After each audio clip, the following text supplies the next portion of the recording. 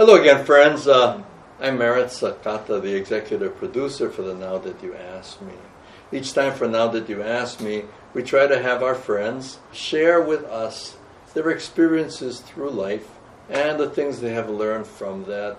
I happen to have attended a conference over this past weekend that was being sponsored by a group that pulled a lot of different groups together, including something called Attitudinal Healing. And Attitudinal Healing, one of the key people in Hawaii is Trish Ellis. I've known her for years, but not that closely. And I just found out over the weekend that among her activities is working with different groups that she feels could benefit from these principles. And because of that, she's been in places like China. So today we're having Trish and her friend. They'll introduce themselves in a little while and their connection. So please stay with us and hopefully you'll enjoy what we do. Thank you very much.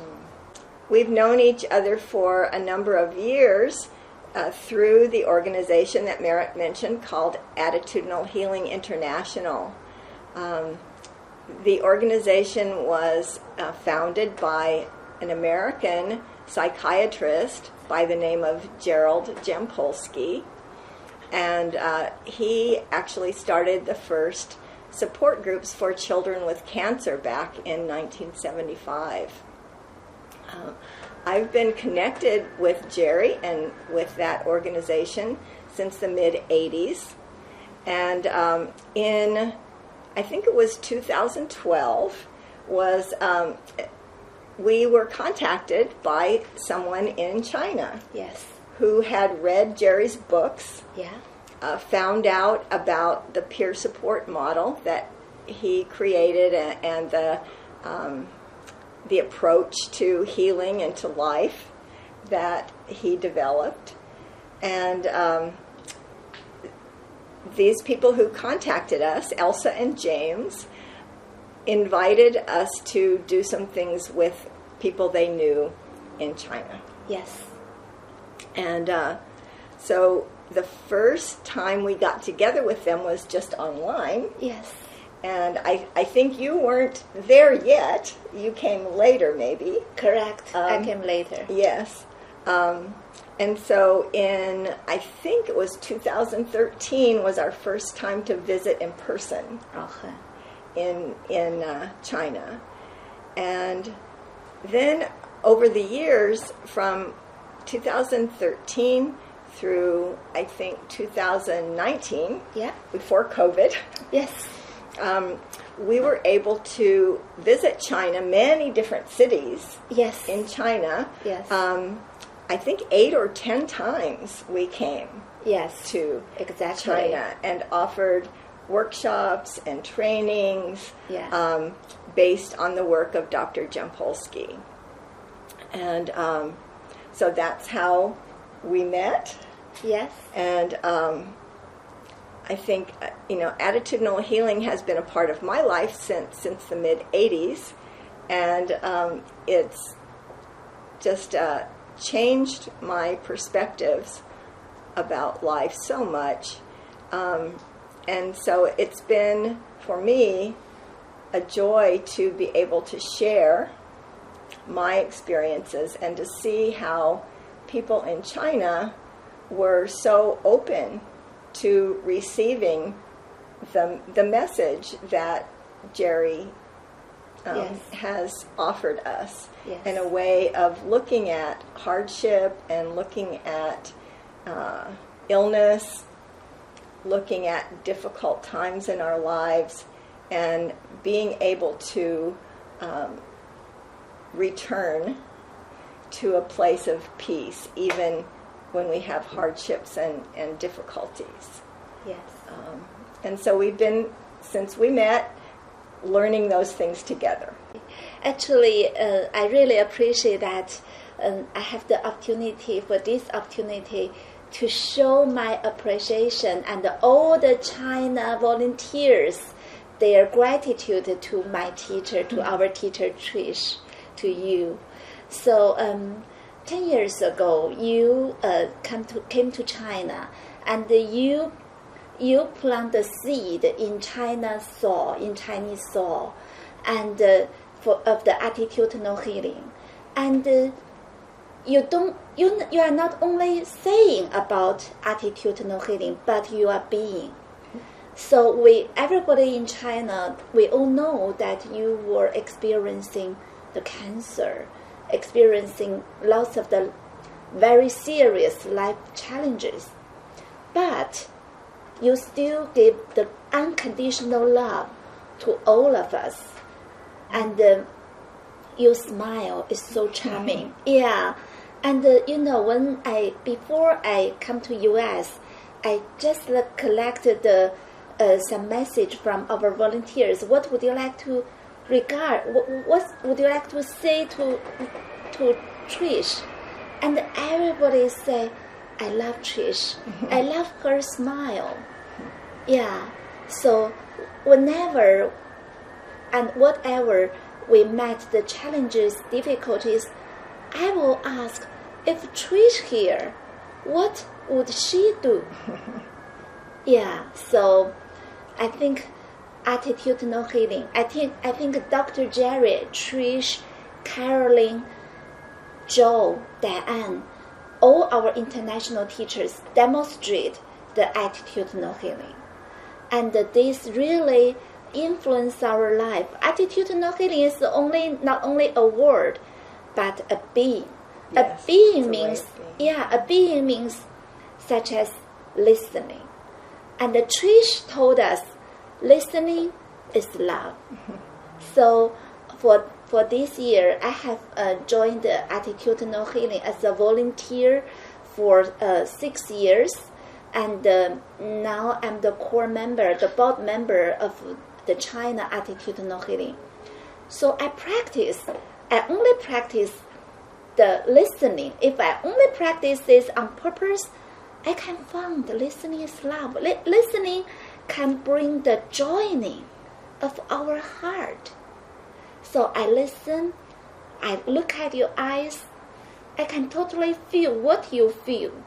I can totally understand what is going on, what is processed in your heart. So I won't give you suggestion. I won't judge you. I won't interrupt you. Because I'm not you. So we have 3 no's in the attitudinal healing, which is no judgment, no suggestion, and no interruption. And this has been taught by Trish. Yeah, so this improves the relationship, the life quality for every day, for every moment of our life. Yeah. So, for example, I have ever met a lady in the elevator in my building, and elevator very fast, just 1 minute.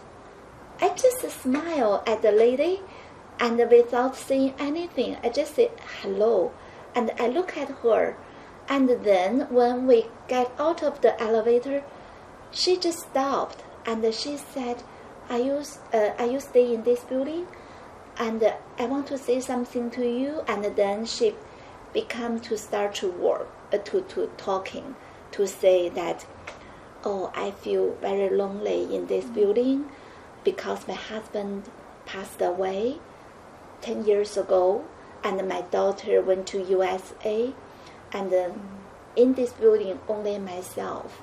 I seldom to talk to people, but your smile just touched me.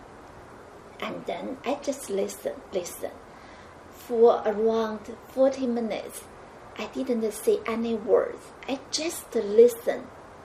So to my surprise, after this listening,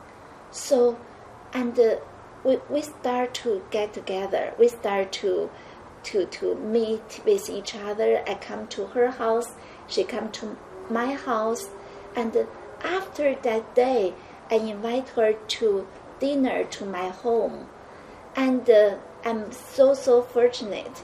And my son, my husband, they are all very supportive for inviting the lady coming to my home. And we have dinner together every day. And the lady, she likes the soup. And my husband will cook the soup especially for her every day. And different soups, different style, different flavor.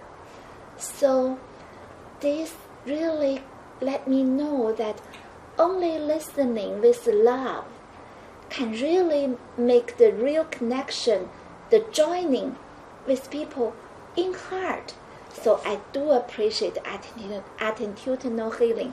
Totally improve my life and change my life. And I cannot imagine before only listening can change our life. Yes. It's amazing how just that one thing, that one gift of listening with an open heart and without judgment, without needing to fix someone,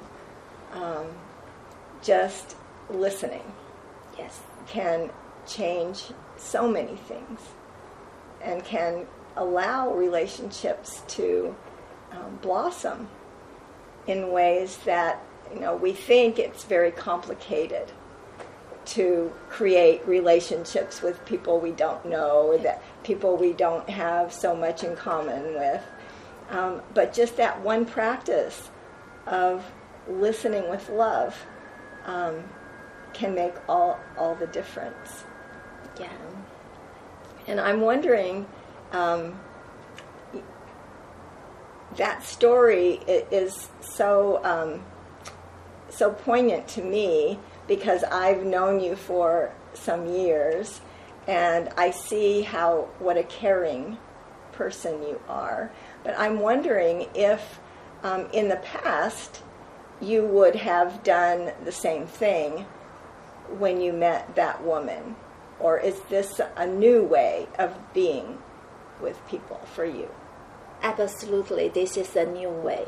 Before attitudinal healing, I think the get connection with people should be using the wordings. Yeah, we talk. And now I think this is not the connection. Is not only the talk is very, very small portion. I understand that the energy, the feeling, the love, everything from your heart instead of everything from your voice. So they works.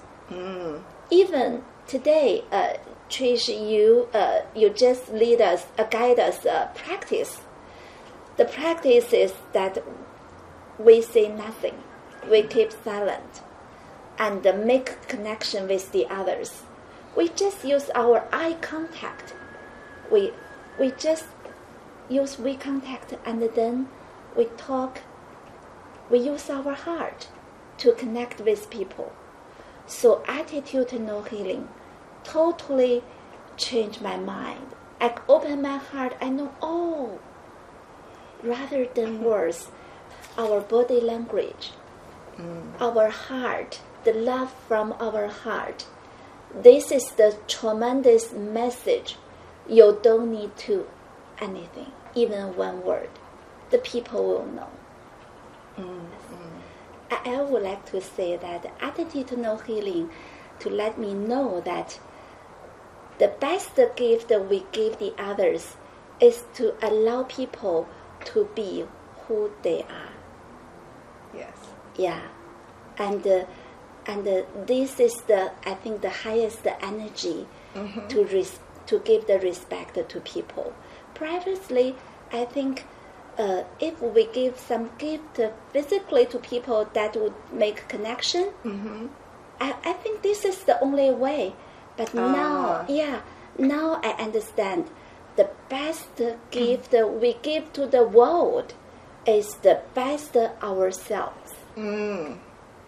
I learned this from the Attitudinal Healing.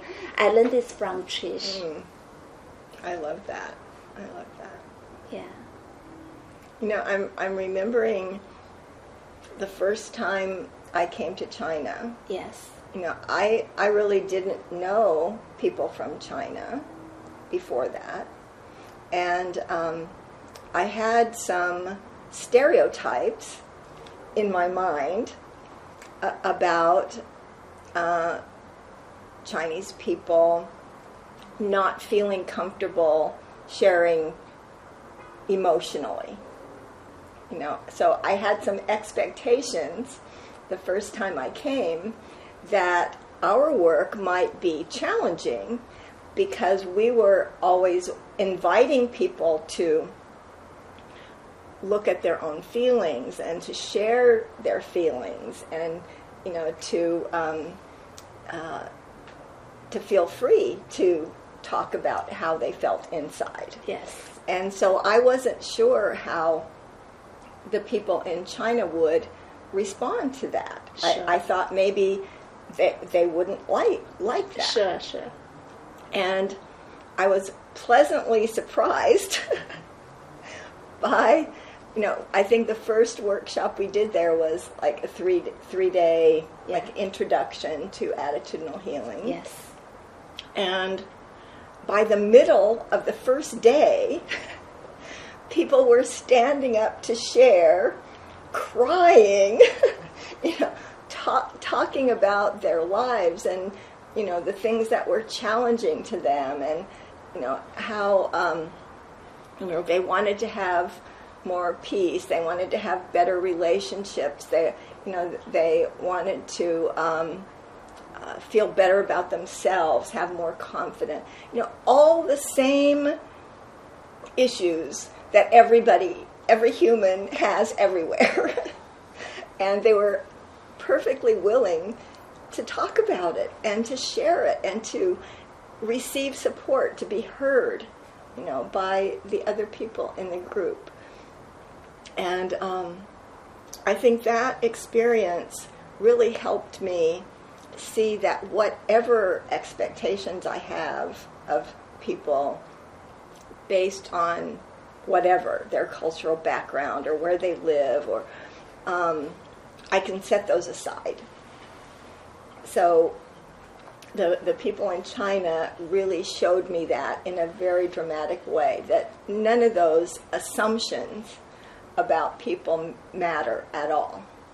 I can just be present with the person in front of me and hear them and see them and feel their feelings as another human being, not as a Chinese human being or a Japanese human being or a South American human being. It's like we are all human beings and we share the same needs, the same desire for love, the same vulnerable.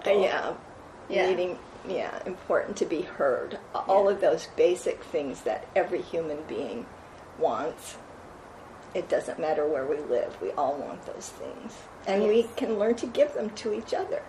Yes. Yeah. Yes. Yeah. I think in the world, the attitudinal healing is needed for everyone because the foundation is love. Everyone wants to be loved. Yeah. Yeah. So I know, Trish, that you have been to lots of countries, South Africa, China.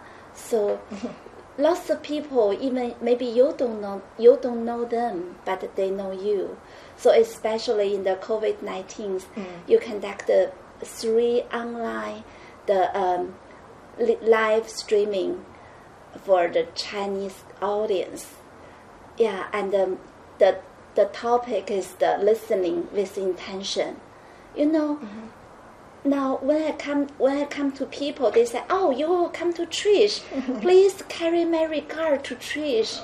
Yeah, so you smile, you listen, so influence lots of people that you don't know, but they send their love to you. Yeah, you open our volunteers, participants, you open their heart and you put love in.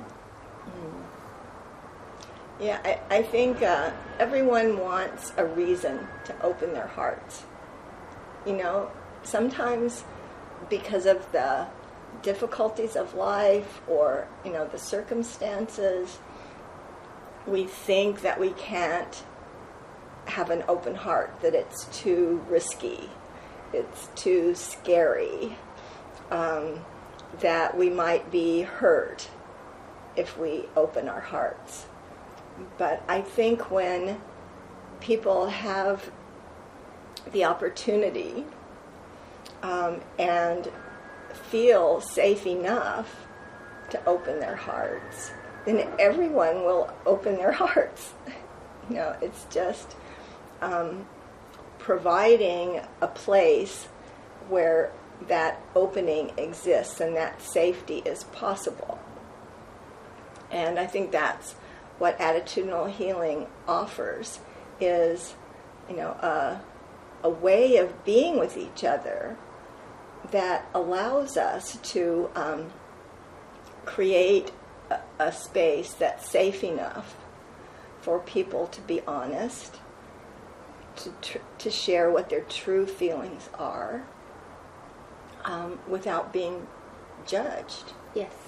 And once that space, that kind of environment exists, then you know, I think it's almost impossible not to respond and, you know, open our hearts and allow our light to shine, you know, our true self. And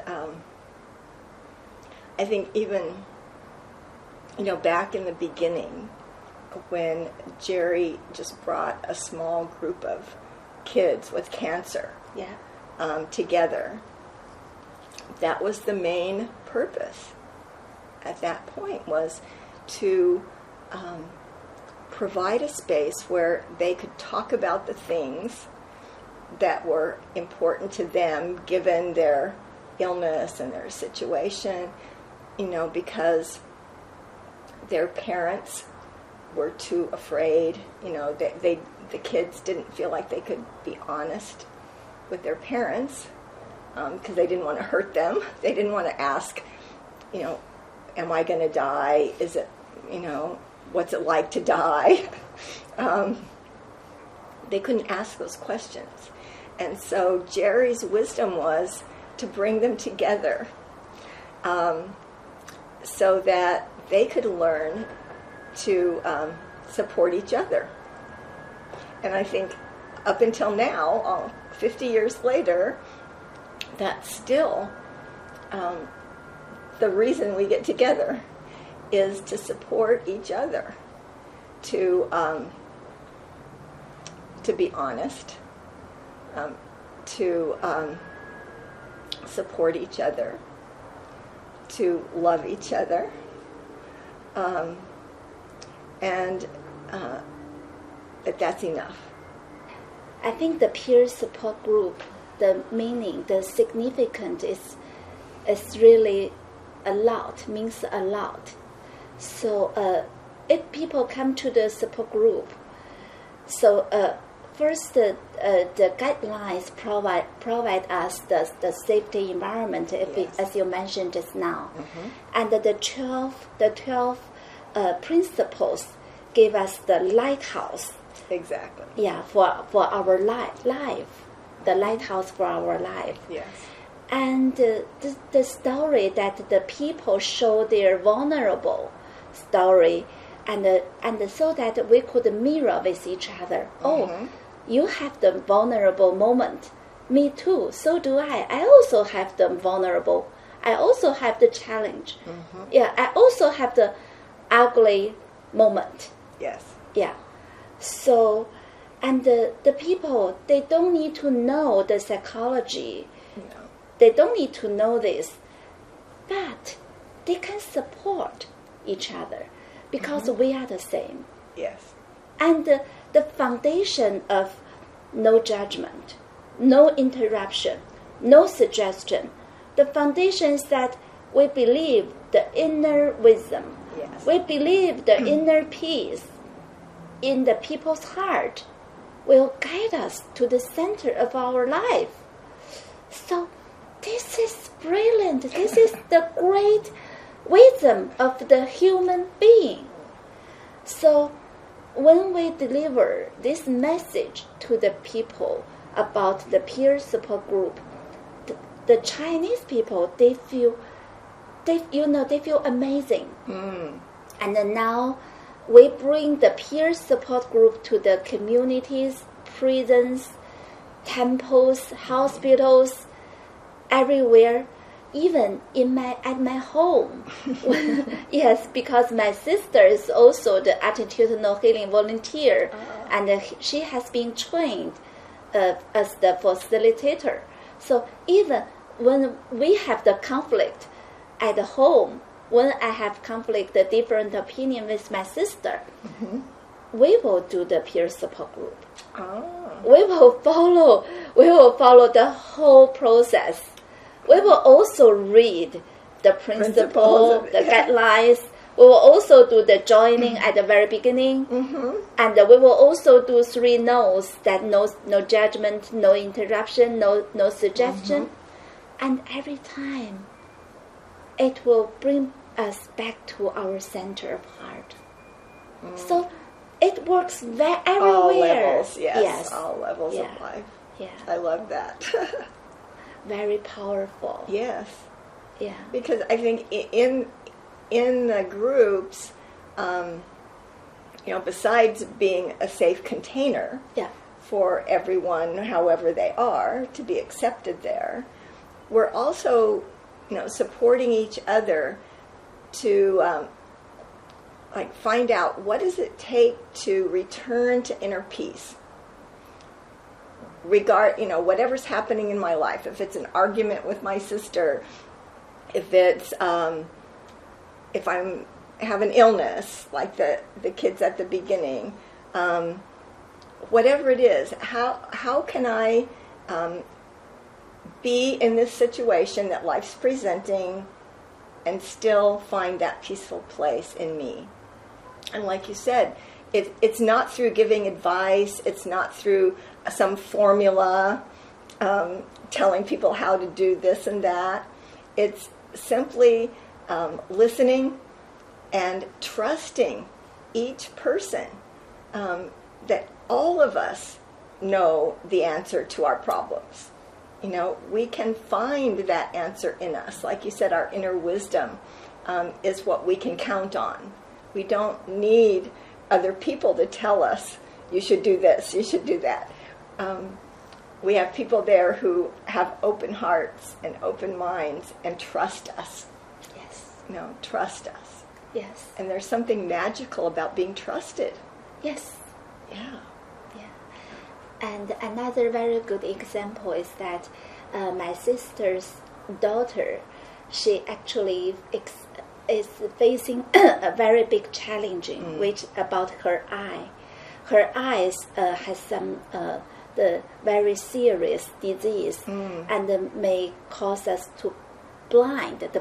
Possibly. So she's very young. She's only more than 30 years old.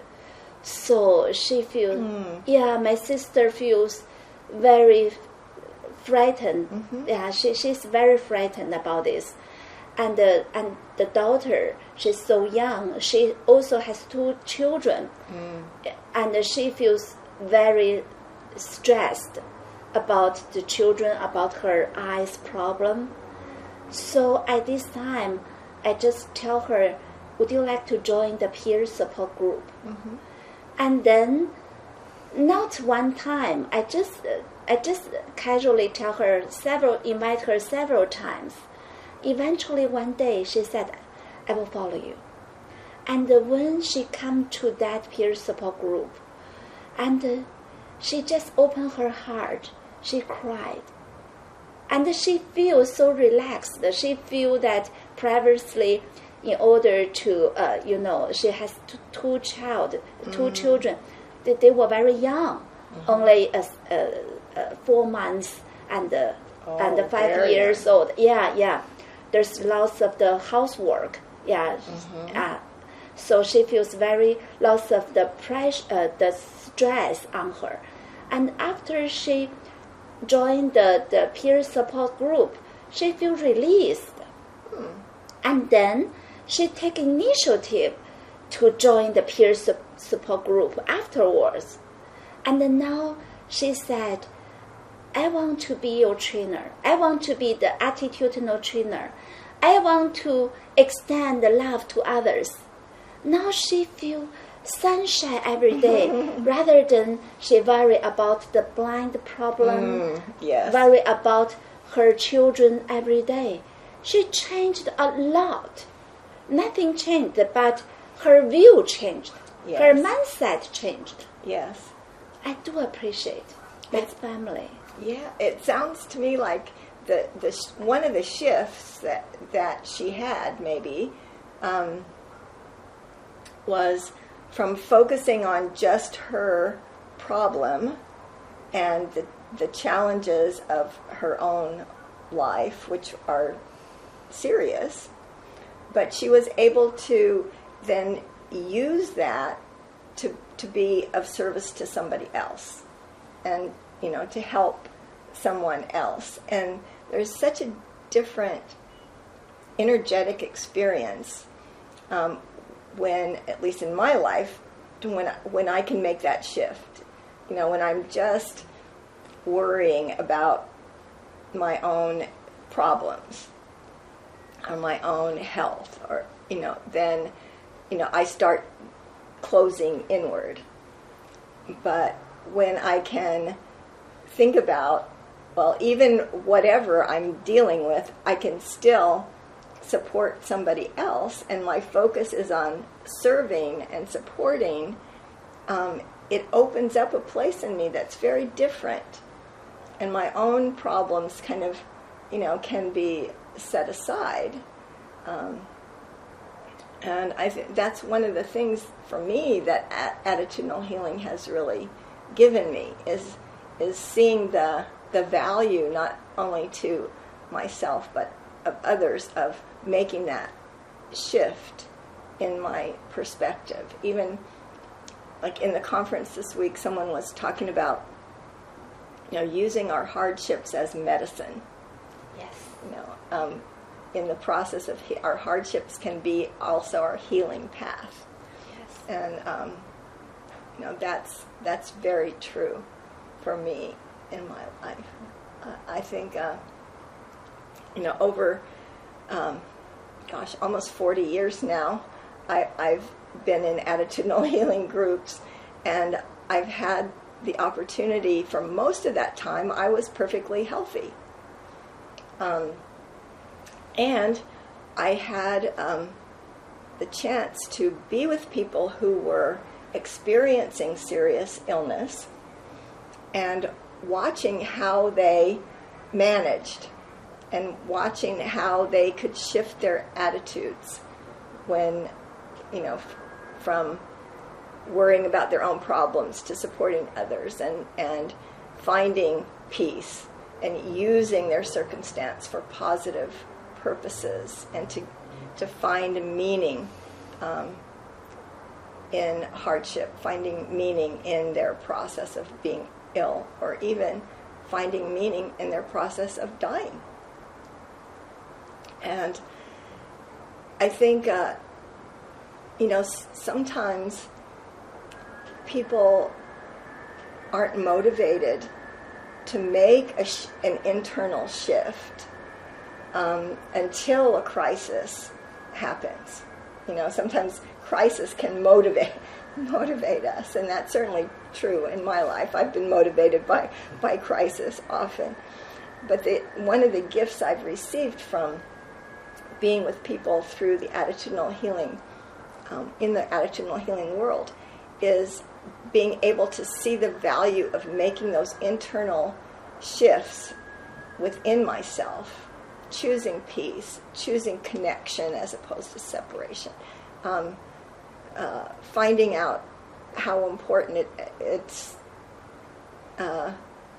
so much more valuable to be connected than be right. Those kinds of things. That I didn't have to wait for a crisis, to start practicing those things. And I think that's so valuable. People can not wait for a crisis. Like in the attitudinal healing groups, most of them are not people, they're people with hardships and challenges, but not necessarily a huge crisis. Yes. And so it gives us a chance to practice viewing our life in a bigger way, so that when crisis does happen, we're much more prepared. Yes. Yeah. And so that's how I'm feeling. I'm feeling now so grateful. That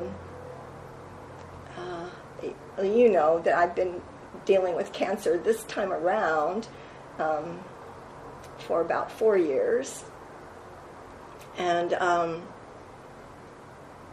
I'm so grateful to know that that my sense of well-being and my sense of health, really, like the second principle, health is inner peace, healing is letting go of fear. So even if my body and my mind are not functioning in the way I want them to, that doesn't mean I can't also have a deep sense of well-being. And I do. My body is not functioning well. There's a real possibility that my time here is short. And I'm just so grateful. I'm so grateful for every moment. And I'm so grateful for all the people who love me and all the people that I love. And so, I think some people go their whole lives never have that sense of love and belonging and connection with people. And I've had so many years of being able to appreciate that and experience it with people that I never would have met, like you, without this work, I never would have met Lilly. and you have such a special place in my heart. So whatever time we have, it can be precious moments.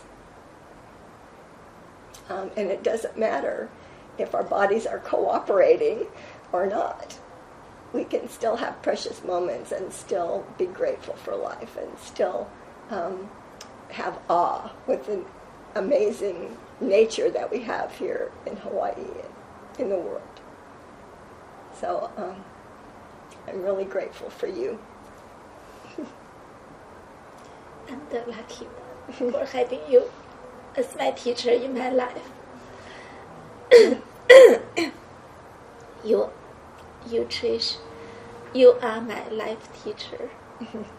I've lived in Hawaii since the mid-90s, so more than 25 years, and I so appreciate the Hawaiian culture and the aloha spirit here, and it's so unique in my experience in terms of just permeating the culture of the place, and how people interact with each other is so different, than in many places on the mainland where I've lived. And I know, even though somebody asked you if in Chinese there was a word that was like aloha, or and I guess there's no particular word. Correct. And at the same time, the welcoming I felt coming to China was really similar to the welcoming I feel in Hawaii, that aloha spirit. There may not be a word for it in Chinese, but there's something very warm and nurturing that I didn't expect at all coming to China. And, you know, the way everyone, you and everyone who takes care of us, you know, when we come there, there's so much love and so much giving. And like the fellow was talking about today, who was talking about the aloha spirit, just that sense of saying yes, you know, of being of service, whatever you need, how can I help you? I really feel that in China. So for the Chinese culture, we treat people as a guest. So we treat guests with our best things to the guest. That is the Chinese culture. Mm-hmm. So we will take our guests to the best restaurant, to the best hotel. We will see, what can I do for you? Yeah, that's the Chinese culture. Yeah, so you absolutely feel that what we really want to provide to you. Mm-hmm. So especially, you are our teacher. You travel thousands of miles away to China. We will appreciate that. So, yeah. Well, thank you for that. Thank you. Yeah, thank you. This is the meaning of the life. Exactly. So, everybody will leave this world. Everybody. Yes. So when we leave this world, what we left in this world is love. It's love. Yes. We cannot left any physical things, right, but we can left the things in people's heart. And they're saying that what is death? That is, if no one remember you, that is death. So Trish, so many people has been helped, supported by you, even you don't know. So you are alive. Yes. Yeah. I think, thank you for saying that and for that reminder, you know, that we live on in each other's hearts. Yes.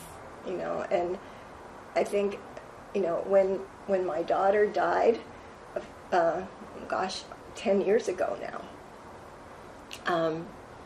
I was thinking, you know, well, that's the end of the line for my lineage, you know, that I don't have any more lineage to stay on Earth after me. But you're reminding me that my lineage isn't just a blood lineage. No, the blood lineage is important, family, and you know, and what we leave behind in people's hearts is also an important lineage. Yes. Yeah. And why we come to the world, what we can bring to the world. I think there's only one purpose, is that we make this world better. That is the reason that I feel this program, that Mr. So the interviewer, they are doing the great job. So everybody come to this world. The purpose is to make this world to be better place to live. This is the only meaning, the only value we come to the world. And the attitudinal healing, and the Trish, you, our teacher, you guide us to find the meaning of our life. Yes, I'm on that journey with you. Thank you. Always on that journey. Yeah. you're reminding me, I think before Attitudinal Healing and after Attitudinal Healing, my daughter Jennifer was my biggest teacher. She was always my most important teacher. And I remember one time when she was very small, she was probably 6 years old, and I had gotten really angry with her about something. I can't even remember what. And then, I was shouting at her, and I was angry, and then I realized, I don't want to be doing this. I don't want to be angry. And I just stopped the car. We were in the car, and I stopped the car, and I apologized. I said, I'm so sorry. I really love you, and I'm just trying to learn how to be a good mom. And she looked at me and she said, Mom, that's why we're here, is just to learn and just to love. And she was 6 years old. And that's what makes the world a better place, I think. Yes. Is for us to learn that what we're just here for is to love each other and to support each other. Yes. To make it through whatever this journey is. And to make it a little better for the next person if we can. Yes. Yeah. How we come to this world? Because of love. Exactly. Without love, Right. we cannot come Right. to this world. Right. Yeah. Yeah.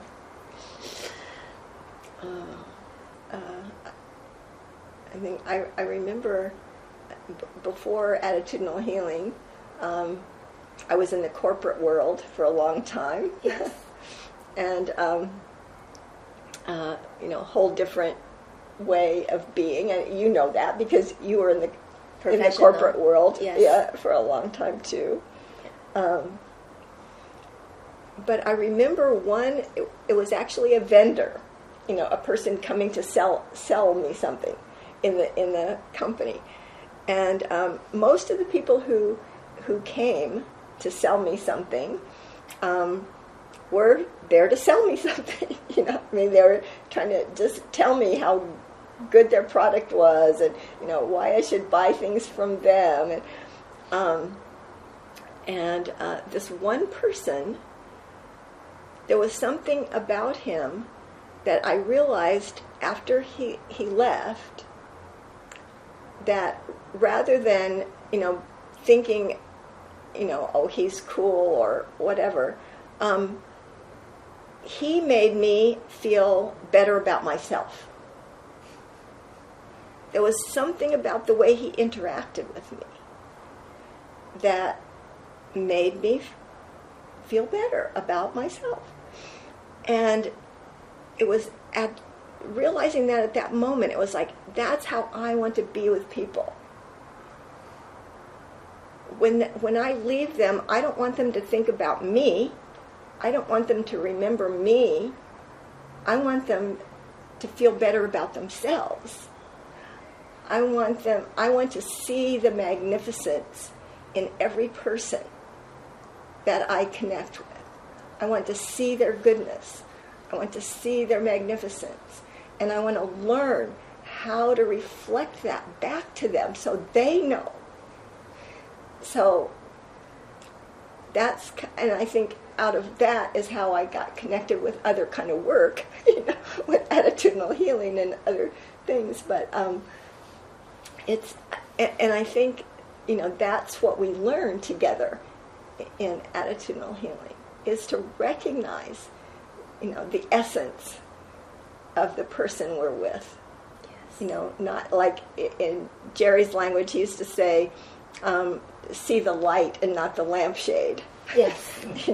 Exactly. So we're focusing on the light, and we're doing our best to reflect that light back so that, you can see it too. Not just me see it in you, but you can see it. Exactly. Yeah. All the Chinese audience participants said, Trish smiles charming. Yeah. maybe they cannot remember every wordings, Yeah. but they remember your charming smile. That is unconditional love. Yeah, Yes. can be. Yeah. So I much appreciate that. I'm so fortunate one that I can have this talk with you. Yes, me too. I'm the most fortunate one in this world, Trish. I love you. I love you too. And another thing that's coming to mind right now as we're having this conversation is another principle in attitudinal healing, that we're all students and teachers to each other. So as you speak, I'm learning. I may be in the role of teacher more often, but you have just as much to teach me as I have to teach you or anyone. We both have, important, valuable, beautiful things to share that can serve each other. And you teach me. Thank you. You are just make another role model for treat everything so equally. Yeah, so you always said we are teacher and a student for each other. So in this world, I think for this heart to be equal to each other, this is very pure heart for the equality for this world. Yeah, very few people have such feeling. Because I think behind of this is kind of the judgment. We will see these people is higher, these people is lower. But you, Trish, you always tell me that we are teacher and student for each other. This is another point that I really appreciate. I really learn from you. I want to share with you. Yeah. Yeah, to me it's really true. I mean, it is true. That's how I feel with everyone. That there's always something for me to learn from each person. Even if it's somebody that I think I have nothing in common with, maybe they're the people I have the most to learn from, because I don't understand how they see the world. So if I can be open and curious with those people, then I can probably learn a lot. They expose me to things I wouldn't be exposed to otherwise. Understand. Yeah. Yeah. And I think,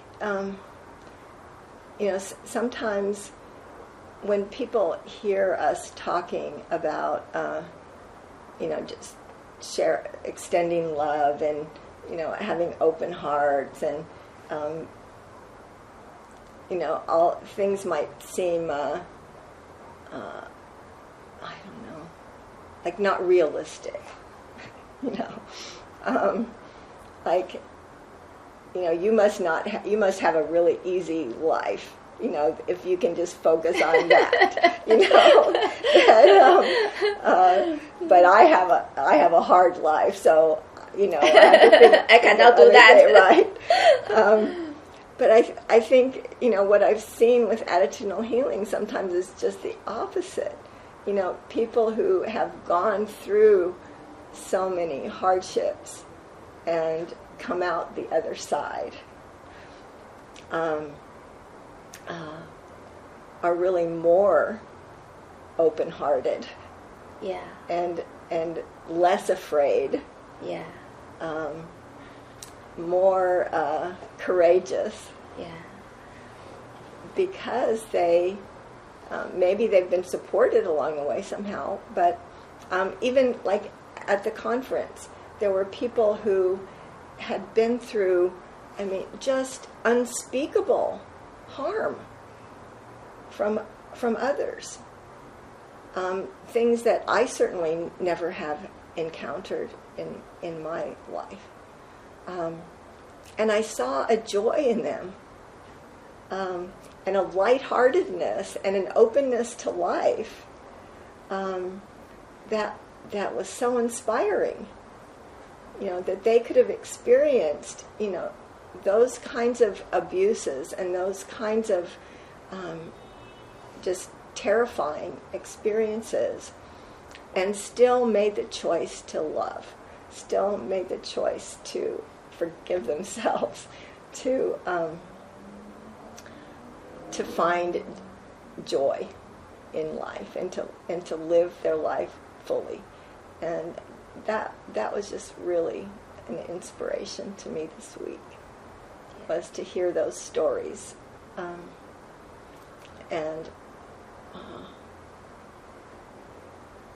I think in my own life too, I look at the hardships that I've had, and see how much I've learned from them, and how much, as much as I never would have chosen some of those things to happen, I can now look back on them and see how they've made me a different person. They've made me stronger and wiser, and hopefully more compassionate and loving. So I can't regret those things either.